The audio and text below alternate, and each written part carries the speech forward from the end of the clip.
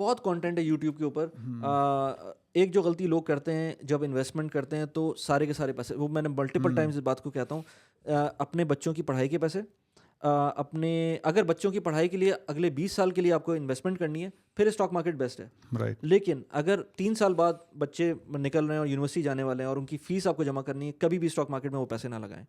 और इसी तरह से आपको कोई घर लेना है, आज से 3 साल बाद का आपका प्लान है कि घर लेना है, उसको मैं पैसे सोच रहा हूँ स्टॉक मार्केट में लगा दूँ, कभी भी ना लगाएं। क्योंकि ये जो शॉर्ट टर्म के पैसे होते हैं, आपको नहीं पता कोविड आ जाए, मंकी पॉक्स आजकल चला हुआ है, पता नहीं वो आ जाए, राइट। कुछ हो जाए, मतलब कुछ नहीं पता कि आपको 3-4 साल में क्या होता है। लेकिन जब आप 10 साल 15 साल 20 साल की बात करते हैं, उसमें इवेंचुअली आपके पैसे ग्रो कर सकते हैं। राइट। तो ये चीज़ बहुत इंपॉर्टेंट है कि आपको टाइम होराइजन पता होना चाहिए उन पैसों का जो आप इन्वेस्ट करने जा रहे हैं। Right right right right. So भाई वली भाई के चैनल को सब्सक्राइब करें। ये इंसाइक्लोपीडिया है, दी नेशनल न्यूज़पेपर में इनका आर्टिकल छपा था। He is earning 30,000 plus from side hustles, right? Side hustles plus social media, investments, YouTube, सब मिला लें अगर। ये भी पुरानी बात है, अभी तो बढ़ गए होंगे।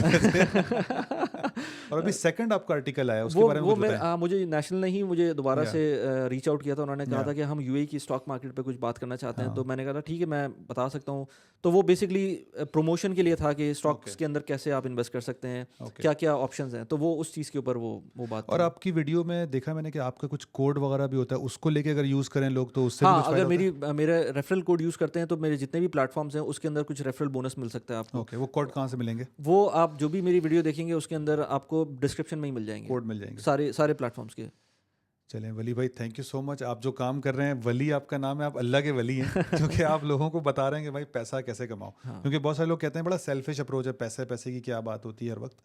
बट आई नहीं, मैं यही बात करता हूँ कि देखें, पैसे की बात, आप जॉब जो कर रहे हैं 9 to 5 वो भी पैसों के लिए कर रहे हैं। राइट। और वो जॉब जब जाएगी, अल्लाह ना करे, तो भी आप परेशान पैसों के लिए होंगे। राइट। तो वाई नॉट परेशान आप थोड़ा सा पहले से हो जाएं। राइट। और उस परेशानी को मैं ये नहीं कह रहा कि आप पैनिक में आ जाएं, आप परेशान उस चीज़ में लगे। देखें, हम कहते हैं कि अल्लाह अल्लाह करना चाहिए, दीन की तरफ होना चाहिए। अगर आप पैसों की तरफ से मुतमईन नहीं होंगे, आपकी फैमिली एक सर्टेन लेवल के ऊपर नहीं होगी, तो आप फिर भी परेशान रहेंगे। राइट। और वो परेशानी ज़्यादा ख़राब होगी कंपेयर टू अगर आप वो जो कहते हैं ना कि मैं रोया था, मेरे पास कोरोला थी लेकिन मैं रो रहा था BMW में, तो ज़्यादा मुझे सुकून था। तो मैं वही कहता हूँ कि थोड़ा सा सुकून में रहें। पैसे बहुत इंपॉर्टेंट है। अब ये बात कहना फजूल है कि पैसे इंपॉर्टेंट नहीं है, पैसे बहुत इंपॉर्टेंट है। Yes yes. अच्छा, इस बात को कितना बिलीव करते हैं कि आपके वक्त से पहले नहीं, नसीब से ज़्यादा है? हाँ, ये बात बिल्कुल सही है, ये बात बिल्कुल सही है। और इस बात पे मैं बिल्कुल अपनी लेकिन मेहनत मैं ज़रूर करता हूँ। मेहनत आपको अपनी पूरी करनी चाहिए। मैं इसकी एग्जांपल, चिड़िया भी निकलती है घोंसले से। हाँ बिल्कुल, कमाने मैं इसकी एग्जांपल इस तरह से दूँ। अभी कल मेरी एक दोस्त से बात हो रही थी, उनके बेटे का एडमिशन नहीं हुआ था कनाडा के अंदर। उन्होंने पूरी कोशिश कर ली थी, बच्चे के ग्रेड भी अच्छे थे। मैंने कहा देखो यार, आपने अपनी पूरी कोशिश कर ली, आपने जितना करना था कर लिया, उस बच्चे ने भी जितनी मेहनत करनी थी कर ली, आपने किया, नहीं हुआ, आपने सेकंड टाइम भी रीअप्लाई कर दिया। अब कोई सोचने का रीज़न ही नहीं है उसका कि जो ना आपको कुछ करना है। आप जो अगला स्टेप लेना है आप वो लें और पीछे भूल जाएं कि ये कुछ हुआ था, क्योंकि बहुत सारे स्टेप्स आपके बेहतरी के लिए हो रहे होते हैं। सही। तो इसलिए लेकिन मेरा ये पॉइंट यही है, वो जो एक मिसाल भी है ना, आई डोंट नो कि कितनी सही मिसाल है वो, कि वो ऊँटनी को अगर आप बांधना है तो आपको बांधना है, उसको छोड़ नहीं सकते, वरना वो छोड़ के चली जाएगी। वो कोई भी लेके जा सकता है। अगर आपने बांधा नहीं, तो वो बहुत इंपॉर्टेंट है कि आप अपना पूरी मेहनत करें, पूरा अपना टाइम लगाएं, सब कुछ करें। नहीं होता वो, अगर आपने सारा अपना इनपुट दे दिया है और फिर नहीं होता, फिर आप शायद बेहतरी हो उसके अंदर। राइट राइट, सही सही। तो मेरा ये पॉइंट है। चलिए, बहुत अच्छा आपने एक्सप्लेन किया, और आई बिलीव के जो वीडियो में लोग देख रहे हैं वो ज़रूर फॉलो करेंगे और कहीं ना कहीं पे इन्वेस्टमेंट स्टार्ट करेंगे इंशाल्लाह। और फिर जो आपने बताया कि ये पेशेंस चाहिए, सब्र वाला काम है, तो आहिस्ता आहिस्ता कतरे कतरे से ही दरिया बनता है। एग्जैक्टली। तो इंशाल्लाह आपकी एडवाइस से बहुत सारे लोगों को फ़ायदा होगा। मेरे चैनल पे आ जाएं तो देख लें उसके अंदर जी, आपकी इनकी वीडियोस लाजिम देखें, आप बहुत सीखेंगे कि पर्सनल फाइनेंस होता क्या है। ये सिर्फ लोन वाला, बैंक वाला पर्सनल फाइनेंस नहीं है। ये एक पर्सनल फाइनेंस मैनेजमेंट है बेसिकली। हाँ, है ना? इसमें बहुत सारी चीज़ें आती हैं, क्योंकि पर्सनल फाइनेंस, मैंने ऐसे ऐसे चार्टर्ड अकाउंटेंट्स देखे हैं जो अपने घर को मैनेज नहीं कर पाते। ऐसे ऐसे लोग देखे हैं जो 75,000 दिरहम महीने के कमा रहे हैं और वो उस तरह से सेव नहीं कर पा रहे या इन्वेस्ट नहीं कर पा रहे, जस्ट बिकॉज बहुत सारे इश्यूज होते हैं। अब ये एक तो ये कि हमारी जो अपनी कम्युनिटी है, पाकिस्तानी कम्युनिटी, इंडियन कम्युनिटी, कभी कभी लोगों को ये समझ ही नहीं आता कि इतने पैसे भी हो सकते हैं कि 50,000 दिरहम, 75,000 दिरहम, लाख दिरहम लोगों की सैलरीज होती हैं। और ये सिर्फ मैं उनकी बात नहीं कर रहा कि गोरे होंगे, इवन पाकिस्तानी पासपोर्ट के ऊपर, साउथ एशियन कम्युनिटी के ऊपर पाकिस्तानी इंडियन पासपोर्ट्स पे इस तरह के पैसे मिल रहे होते हैं। जब मिल रहे होते हैं तो पहले तो आपको ये सोचना चाहिए कि अच्छा, हमारी जो लिमिटेशन है वो लिमिटेशन नहीं, वो हमारे दिमाग की लिमिटेशन है, उससे आगे सोचना चाहिए।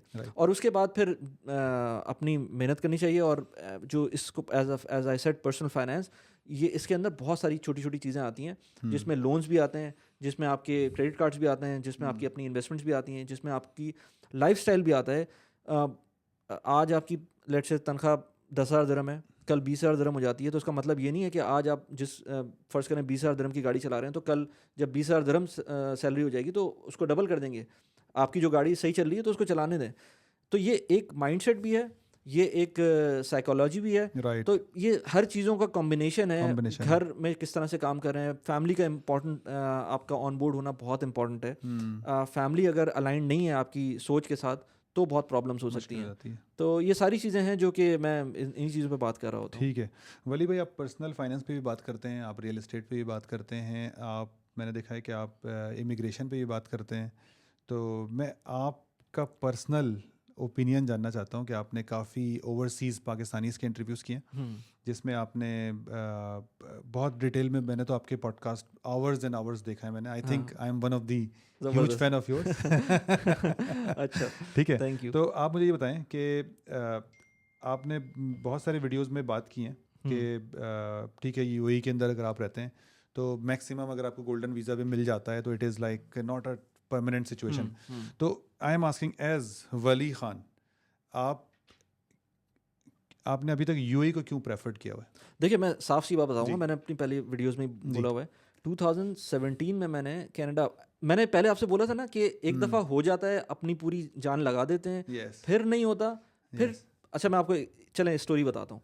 मैंने, ऐसा नहीं है कि मैंने कभी सोचा नहीं। पहली बात यह कि शुरू में नहीं सोचा कभी भी, क्योंकि ज़रूरत ही नहीं पड़ रही थी। यंग एज में जब बंदा यूएई आता है ना, तो टैक्स फ्री सैलरी मिल रही होती है, सब कुछ सही चल रहा होता है। जब बच्चे बड़े हो रहे होते हैं तो आपको फील आता है कि यार नहीं, ये परमानेंसी नहीं है और आपको कुछ ना कुछ देखना चाहिए। यही चीज़ मेरे साथ हुआ 2016-17 के अंदर। मैंने कनाडा के लिए अप्लाई किया था, और ये मैंने पहले भी बताया हुआ है कि उस वक्त CRS स्कोर होता है, वो जो उनका वहाँ पर एक थ्रेशोल्ड होता है, 412 थ्रेशोल्ड था। मैंने जब अप्लाई करना शुरू किया, आइल्स दिया, सब कुछ किया, तो मेरा जो फोर्सिएबल जो स्कोर था वो 445 के करीब बन रहा था। सिर्फ मेरी डिग्री अटेस्ट नहीं हुई थी।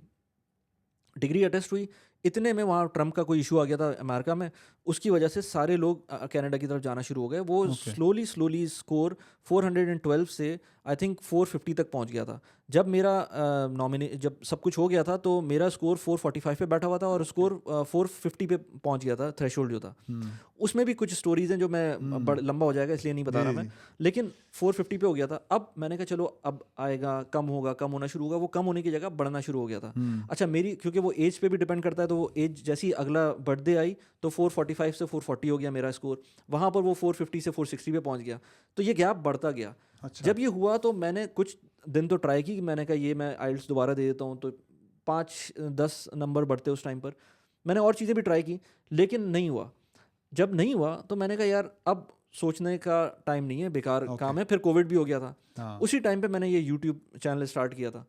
अच्छा, जब यूट्यूब चैनल स्टार्ट किया तब मेरा बिल्कुल दिमाग में नहीं था कि ये कुछ हो सकता है। मैंने ऐसे ही स्टार्ट किया था। उसी टाइम पे मैंने इन्वेस्टमेंट्स को भी, अच्छा पाकिस्तानी, बीइंग अ पाकिस्तानी, मैंने हमेशा जब भी इन्वेस्टमेंट्स किए हमेशा रियल एस्टेट में किए हैं। अनटिल 2018 मैंने जो भी इन्वेस्टमेंट्स किए हैं वो रियल एस्टेट में किए हैं, जो कि सब कर रहे होते हैं। लेकिन उसके बाद से मुझे, जब मैंने थोड़ा सा पढ़ना शुरू किया था, तब मुझे समझ में, और यही कनाडा वाला इंसिडेंट भी उसी टाइम पर हुआ था। फिर मैंने कहा नहीं यार, ये चीज़ें भी कर सकते हैं, स्टॉक्स भी होते हैं और भी इन्वेस्टमेंट एवेन्यूज़ होते हैं। फिर जब यूट्यूब स्टार्ट किया तो मुझे खुद भी चीज़ें समझ में आई, और फिर सोशल मीडिया की पावर समझ में आई मुझको कि क्या क्या आप कर सकते हैं। फिर उस टाइम पर मुझको ये समझ में आना शुरू हुआ कि आपका आजकल के ज़माने में पासपोर्ट बहुत इंपॉर्टेंट है, लेकिन आप बगैर पासपोर्ट के भी बहुत कुछ कर सकते हैं। जो कि मैंने फिर यहाँ, और यूएई आपको एम्पावर करता है। गोल्डन वीज़ा के बाद मुझे ज़रूरत नहीं है अपनी कंपनी से पूछने की कि मैं क्या काम करूं, क्या ना करूं। NOC की ज़रूरत नहीं है। यहाँ पर एक टाइम था जब सोशल मीडिया के ऊपर आपको कंटेंट बनाने के लिए, अगर आपको बनाना है तो आपको लाइसेंस लेने के लिए 20-25 हज़ार दिरहम का खर्चा होता था। राइट आज वो 1500 दिरहम है राइट साल का। तो ये चीज़ें इतना आसान करना शुरू कर दी यूएई ने कि मुझे लगने लगा कि यार यहाँ पर भी आप अपनी लाइफ गुजार सकते हैं राइट और बहुत कुछ कर सकते हैं। और इवेंचुअली देखें, कनाडा में भी इस वक्त जो सिचुएशन है वो सबको पता है कि वहाँ पर भी जॉब्स नहीं है और ये सिचुएशन है, हालात बहुत ख़राब है। हालात बहुत ख़राब हैं। इवन लॉ एंड ऑर्डर के मसले भी हैं जो कि यूएई में नहीं है। पूरी दुनिया यूएस के अंदर गन कल्चर है। गन कल्चर है। पूरी दुनिया इस वक्त यूएई को, दुबई को स्पेशली एक ब्रांड बना हुआ है, उस तरह से देखती है। और पासपोर्ट तो आपके कबर्ड में रखा हुआ एक डॉक्यूमेंट है बेसिकली। हाँ, आई थिंक पाकिस्तानी पासपोर्ट पे भी I think you can travel anywhere. But वही बात है कि थोड़ा सा डर तो लगता है कि वीज़ा लगे ना लगे, हाँ। इश्यूज आ सकते हैं। बट आई थिंक लेकिन अगर आपका फिर प्रोफाइल हो तो बन जाता है। हाँ, बन जाता है। लेकिन अगर आप ये सोचें ना कि जब आप पैसे बनाना शुरू करते हैं तो ये बाउंड्री ख़त्म हो जाती है। आपके पास फिर कहीं का पासपोर्ट आप पैसे दे के ले सकते हैं। आप बहुत सारे लोग बोलेंगे कि इस तरह से नहीं मनी होता। टॉक्स। हाँ, money talks, again money talks, exactly. तो अगर आपको आप पैसे बनना शुरू हो गए, आपको ये चीज़ें समझ में आ गई हैं कि कैसे काम करना है, आप एक और पासपोर्ट ले लें, आप कैरेबियन पासपोर्ट ले लें, आप कहीं की रेजिडेंसी ले लें, तो बहुत सारे ऑप्शंस फिर खुलना शुरू हो जाते हैं। सिटीजनशिप विद इन्वेस्टमेंट जो चीज़ें होती हैं। अच्छा, मैं जो बाय द वे जो बातें करता हूँ, जितनी भी बातें करता हूँ अपने चैनल के ऊपर, उनका रिलेशन कहीं ना कहीं पैसों से बनता है।